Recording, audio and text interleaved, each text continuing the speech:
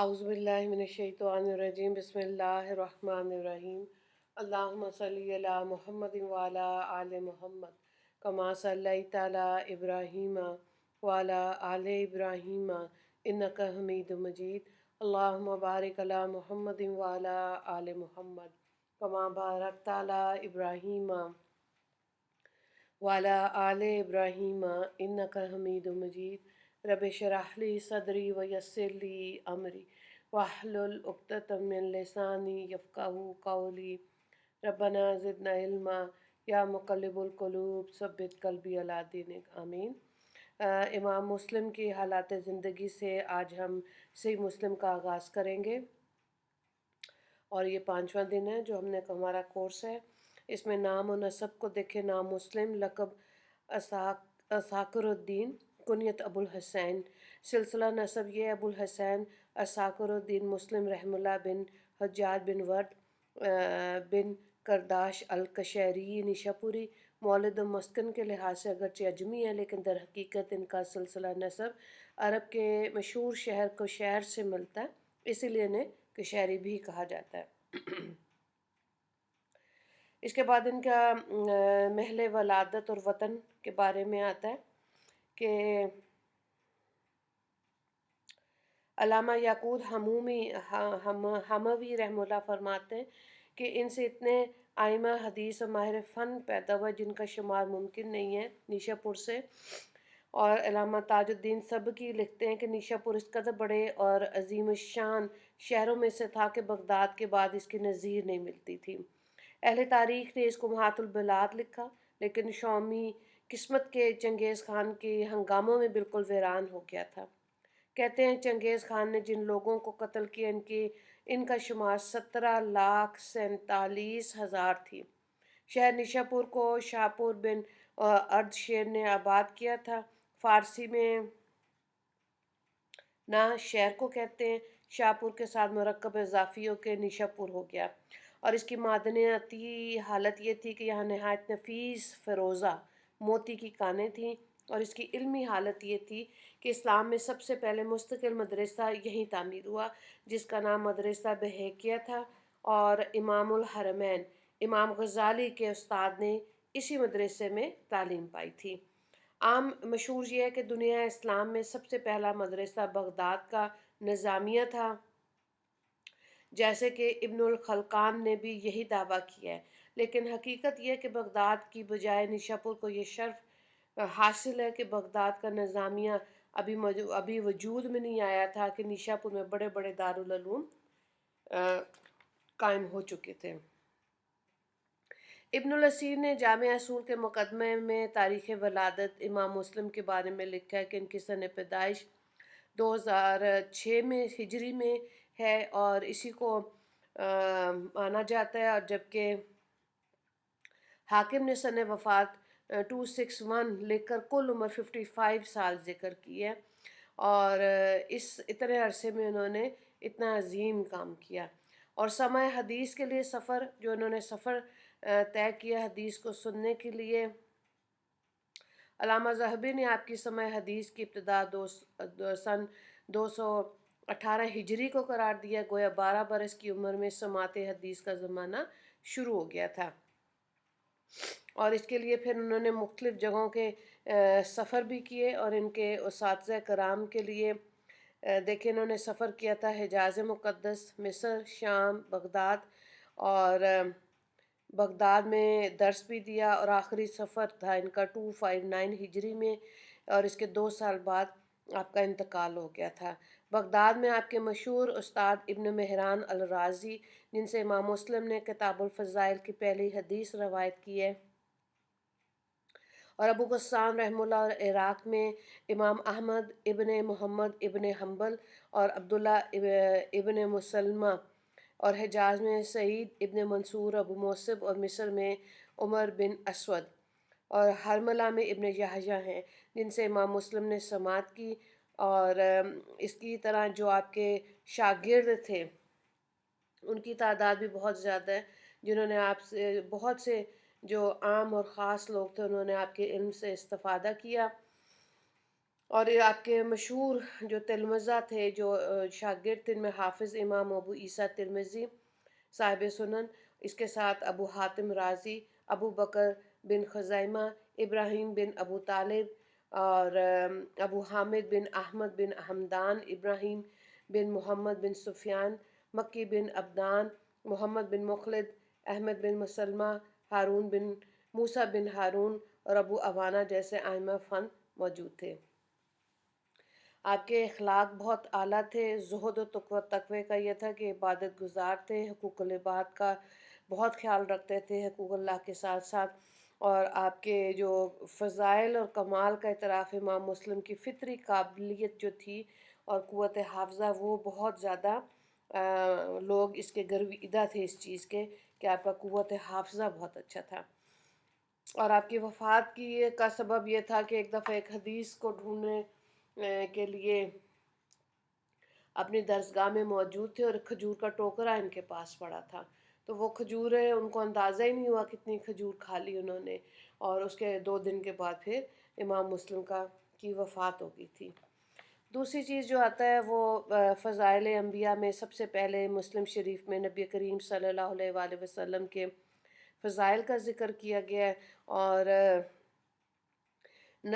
آپ صلی اللہ علیہ وآلہ وسلم کا انتخاب کے بارے میں آتا ہے حدیث پاک میں۔ دیکھیں کہ اللہ تعالیٰ نے مخلوقات میں سے آدم علیہ السلام کو چنا۔ آدم کے 2 بیٹے تھے، حابیل اور قابیل، اور اس میں سے حابیل جو تھے وہ نیک تھے، ان کو چنا۔ حابیل کی اولاد میں سے نوح کو چنا۔ نوح کے 3 مومن بیٹوں میں سے ابو العرب حام کو چنا۔ حام کی اولاد میں سے ابراہیم خلیل اللہ کو چنا۔ ابراہیم کے 2 بیٹے اسحاق اور اسماعیل میں سے اسماعیل ذبیح اللہ کو چنا۔ اور آپ کو پتہ ہے کہ حضرت اسحاق علیہ السلام سے حضرت یعقوب علیہ السلام پیدا ہوئے، اور حضرت یوسف اور حضرت بنی اسرائیل لقب ہے حضرت یعقوب علیہ السلام کا، اور حضرت عیسیٰ علیہ السلام تک تمام انبیاء جو تھے بنی اسرائیل میں آئے۔ بنی اسماعیل میں ایک ہی نبی آئے، حضرت محمد صلی اللہ علیہ وآلہ وسلم، اور حضرت عیسیٰ میں اور نبی کریم صلی اللہ علیہ وآلہ وسلم میں 600 سال کا فاصلہ ہے، یعنی کہ 600 سال تک لوگ جب حضرت عیسیٰ علیہ السلام آسمان پر چلے گئے تو اس کے بعد لوگ عیسوی شریعت پر تھے، انجیل کو فالو کر رہے تھے، ٹھیک ہے۔ تو اسماعیل کی اولاد میں سے عدنان کو چنا، عدنان کی اولاد میں سے کنانہ کو چنا، اور کنانہ سے قریش کو چنا، قریش سے بنو ہاشم کو چنا، بنو ہاشم سے عبد المطلب کو چنا۔ عبد المطلب کے 10 بیٹوں میں سے عبداللہ کو چنا۔ عبداللہ کے گھر محمد صلی اللہ علیہ وآلہ وسلم پیدا ہوئے۔ سبحان اللہ، سبحان اللہ، ٹھیک ہے۔ تو یہاں یہ ترتیب ہے جو کہ اب مختلف چارٹ جیسے بنے ہوتے ہیں، کیلنڈر، ان پہ بھی لکھا ہوتا ہے۔ شجرے کو دیکھیں، شجرہ جو ہے جس طرح لوح قرآنی کے لیے بھی مرتب کیے جاتے ہیں کیلنڈر، چارٹ، اور ایسے تصویروں فریم کر کے لوگ برکت کے لیے اپنے گھر میں رکھتے ہیں، لیکن شجرہ جو ہے نا، یہ دیکھیں، اس کہتے ہیں کہ حضرت آدم علیہ السلام کی اولاد میں سے کس کے گھر کون پیدا ہوا ہوتے ہوتے ہوتے، جیسے ابھی آپ نے مختصر سنا، شجرہ جو ہے امام مسلم نے اس کو مرتب کیا حضرت آدم علیہ السلام تک، نبی کریم صلی اللہ علیہ وآلہ وسلم کا شجرہ۔ نارملی عام کتابوں میں حضرت ابراہیم علیہ السلام تک تو مل جاتا ہے، لیکن یہ فضیلت ہے امام مسلم کی کہ انہوں نے اس ترتیب کو اپنی کتاب میں جمع کیا، اور اس کی برکت یہ ہے کہ بہت لوگ برکت کے لیے شجرے کو پڑھتے ہیں روز، اور بہت سے لوگوں کو اس کی برکت سے آپ صلی اللہ علیہ وآلہ وسلم کی زیارت ہو جاتی ہے، ورنہ جو خواتین دور حدیث میں ہوتی ہیں وہ اتنا پڑھتی ہیں قال رسول اللہ، قال رسول اللہ، وہ دور حدیث کی برکت سے بھی آپ صلی اللہ علیہ وآلہ وسلم کی زیارت ہو جاتی ہے۔ زیادہ درود پاک پڑھنے سے، سیرت کی کتابوں کا مطالعہ کرنے سے، کیونکہ توجہ جو ہوتی ہے نا اپنے نبی کی طرف ہوتی ہے، ان کی زندگی کی طرف ہوتی ہے، سنتوں کی طرف ہوتی ہے، اس لیے اللہ تعالیٰ یہ نعمت عطا کر دیتے ہیں۔ تو برکت کے لیے ہم اس کو یہاں دیکھ لیتے ہیں۔ یہ میں شجرہ پڑھی ہوں، سیدنا و مولانا محمد بن عبداللہ بن عبد المطلب بن ہاشم بن عبد المناف بن قصا بن کلاب بن مرہ بن کعب بن لوئی بن غالب بن فہر بن مالک بن نضر بن کنانہ بن خزائمہ بن مدرکہ بن الیاس بن مزر بن نضر بن معد بن عدنان بن عد بن حمیس بن سلامان بن اوس بن یوز بن کموال بن ابی بن عوام بن ناشد بن حزبین بلداس بن تدلاف بن طابخ بن جہم ابن نحش بن ماخی بن ابکی بن ابکار بن عبید بن ادا بن حمدان بن سبز بن یسربی بن نحزان بن یلحان بن ارعوی بن ایکی بن زیشان بن ایسر بن اکناد بن ابہام بن مقسی بن ناحث بن زارح بن شمی بن مزی بن اوس ابن ارام بن کیزر بن اسماعیل بن ابراہیم بن عازر بن ارغو بن فالح عابر بن شالح بن ارفخشد ابن سام بن نوح نبی علیہ السلام بن لمک بن متواشلح بن اخنوان بن اخنوخ و ادریس النبی علیہ السلام بن یرزب بن محلعین بن کینان بن انوش بن شیش حبت اللہ بن آدم علی النبی و علی جمیع الانبیاء الصلاۃ والسلام و آدم خلق من تراب۔ یہاں پہ دیکھیں یہ حضرت آدم علیہ السلام تک کا شجرہ تھا، اور الحمدللہ اللہ نے ہمیں توفیق دی اس کو پڑھنے کی، شکر الحمدللہ۔ اس کو آپ سن سکتے ہیں اور بھی مطلب بار بار بھی سن سکتے ہیں۔ اس کو میں انشاءاللہ گروپ میں بھی ڈال دوں گی تاکہ آپ برکت کے لیے اس کو بھی پڑھیں۔ اگلی چیز جو ہے وہ ہم آج دیکھیں گے، باب الذکر کون ہی صلی اللہ علیہ وسلم خاتم النبیین۔ یہ جو انبیاء کے فضائل میں باب ہے کہ آپ صلی اللہ علیہ وآلہ وسلم کا خاتم النبیین ہونے کے بیان میں۔ تو یہ بھی حدیث پاک ہے کہ آپ صلی اللہ علیہ وآلہ وسلم کے وصال کے بعد 36 ایسے کذاب ہوں گے جو جھوٹا نبی ہونے کا دعویٰ کریں گے۔ تو یہ حضرت ابو بکر صدیق رضی اللہ تعالیٰ عنہ کے زمانے سے ہی یہ سلسلہ رہا، اور قیامت تک یہ لوگ جو ہیں وہ جھوٹے نبی ہونے کا دعویٰ کریں گے، نعوذ باللہ۔ ظاہر ہے کہ آپ صلی اللہ علیہ وآلہ وسلم کو اللہ تعالیٰ نے آخری نبی بنا کر بھیجا۔ اس میں سے ایک دو حدیث بھی ہم دیکھ لیتے ہیں۔ وحدثنا عمر ابن محمد ناقد حدثنا سفیان بن عیینۃ عن ابی زناد عن الاعرج عن ابی ہریرہ رضی اللہ تعالیٰ عنہ ان نبی صلی اللہ علیہ وسلم قال مثلی و مثل الانبیاء کمثل رجل بنی بنیان فاحسنت وجملہ فجعل الناس یطیقون به یقولون ما ارینا بنیان احسن من هذا الا هذه اللبنات فكنت انا تلك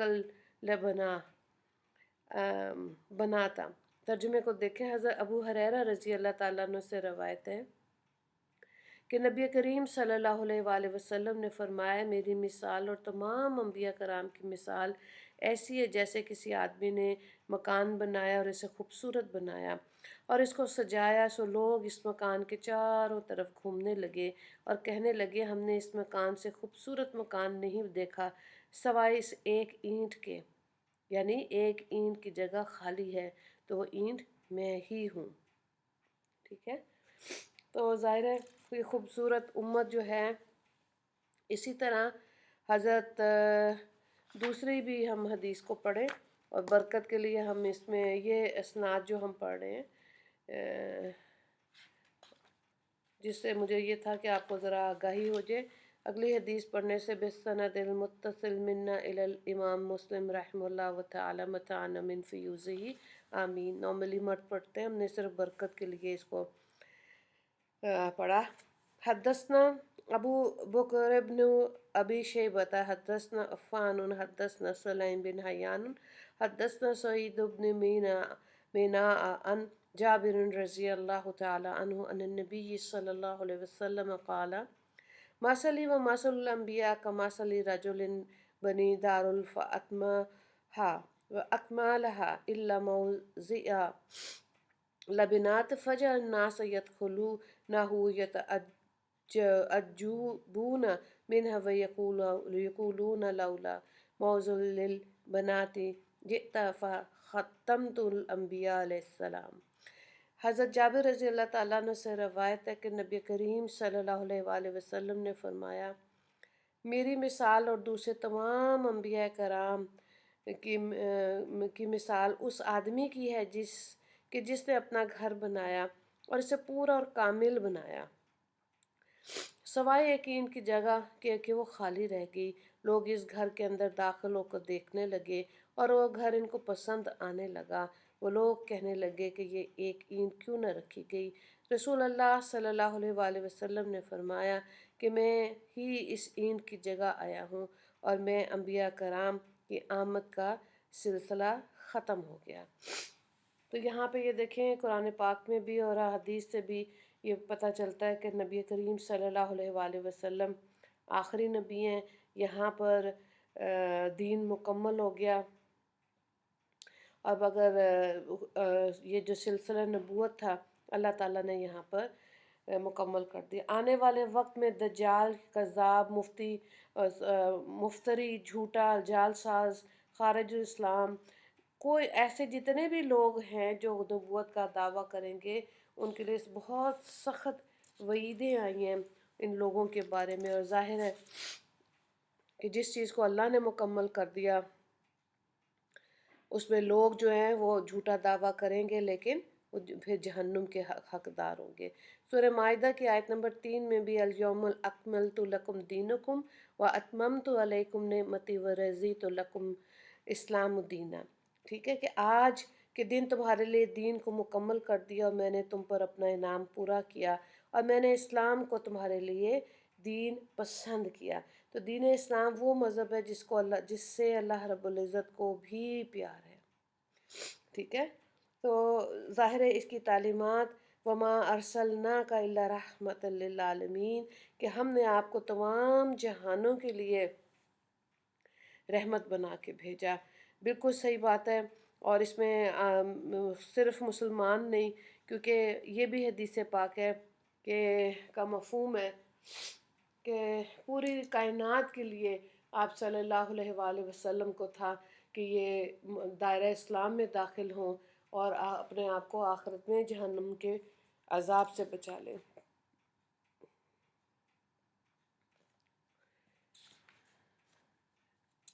تو بہت سے انبیاء جو تھے انہوں نے بھی بلکہ حضرت موسیٰ علیہ السلام، حضرت عیسیٰ علیہ السلام، انہوں نے خواہش ظاہر کی تھی کہ ان کو اسی امت محمدیہ میں پیدا کیا جائے۔ حضرت موسیٰ علیہ السلام کو تھا کہ مجھے امت محمدیہ دی جائے اور مجھے اس میں پیدا کیا جائے، لیکن اللہ تعالیٰ نے کہا نہیں، وہ میں نے اپنے خاص نبی کے لیے رکھی۔ حالانکہ آپ دیکھیں حضرت موسیٰ علیہ السلام سے اللہ تعالیٰ نے کلام کیا۔ حضرت بنی اسرائیل اللہ تعالیٰ کی فیورٹ قوم تھی، اتنی نعمتیں اس قوم کو دیں، یہاں تک کہ من اور سلوہ تک ان کو ملا، لیکن انہوں نے خود اپنی ضد کی وجہ سے ناشکری کی اور اللہ نے اس قوم کو دھتکار دیا۔ حضرت عیسیٰ علیہ السلام جب دوبارہ اس دنیا میں آئیں گے تو وہ امتی کی حیثیت سے آئیں گے، نبی کی حیثیت سے نہیں آئیں گے، اور اسی لیے امام مہدی کی امامت میں حضرت عیسیٰ علیہ السلام نماز کو ادا کریں گے۔ تو فضائل آگے جو امام مسلم نے انبیاء کے فضائل بیان کیا حدیث کی روشنی میں، وہ ان سے بھی بہت سا علم حاصل ہوتا ہے۔ آج کے لیے اتنا ہی کافی ہے، انشاءاللہ کل پھر ہم آگے حدیث کو بھی دیکھیں گے اور جو امام مسلم نے مختلف باب کے تحت لکھی ہیں، پھر انشاءاللہ اس کو بھی دیکھیں گے، ٹھیک ہے۔ وآخر دعوانا ان الحمد للہ رب العالمین، اللہم اغفر لی مسلمین والمسلمات والمومنین والمومنات۔